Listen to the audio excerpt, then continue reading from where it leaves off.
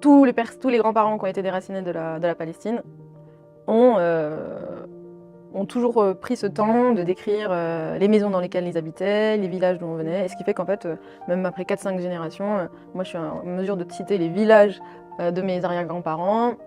On s'est transmis les documents qu'on a qui attestent qu'on a été déracinés, et donc il y a une revendication. En fait, il n'y a pas juste une identité qui se transmet, c'est aussi des revendications, et je pense que la revendication, de par sa puissance, fait qu'elle entretient et elle maintient la survie de cette identité en exil, tu vois.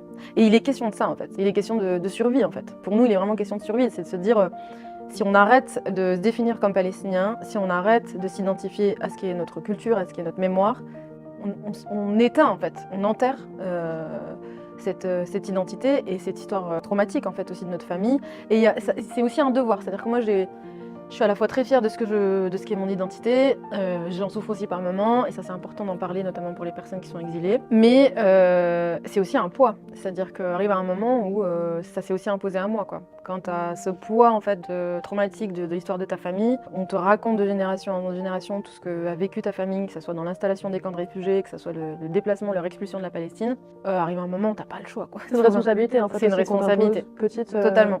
Et j'ai mis du temps aussi à être en paix avec le fait que je me devais de la porter et que j'étais heureuse, fière de la porter. T'as l'impression que c'est un choix que t'as fait de la porter ou c'est vraiment une obligation J'ai grandi avec ça. Ce serait mentir de dire que j'ai grandi et puis qu'on m'a après donné le choix. J'ai grandi depuis toute petite avec ces transmissions-là.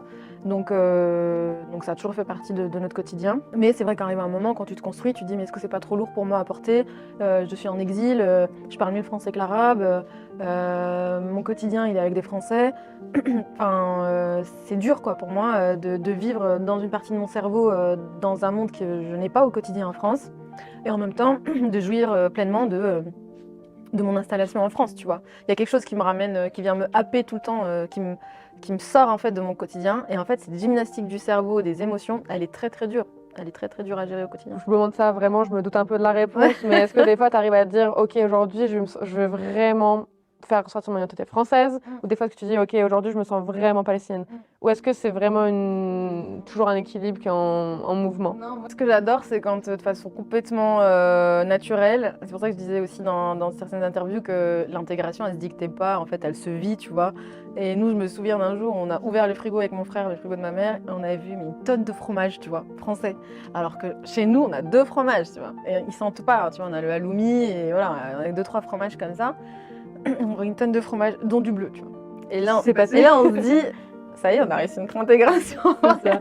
Genre, bon, quand maman achète du camembert, tous les fromages français, tu vas voir qu'on ne pouvait pas voir quand on est arrivé, parce que c'est hyper dur, tu vois, de passer d'un petit fromage halloumi à des fromages en fait, qui sont en train de pourrir. Et j'adore en fait voir des moments effectivement de mes journées, de mes semaines où je suis un peu moins palestinienne et un peu plus française, et d'autres moments je suis un peu plus palestinienne que française, et des fois je suis dans l'entre-deux, je suis rien, tu vois. Et ça c'est hyper dur, faut le dire. Et il y a plein de bouquins justement sur la psychologie des... on analyse vraiment la psychologie des réfugiés.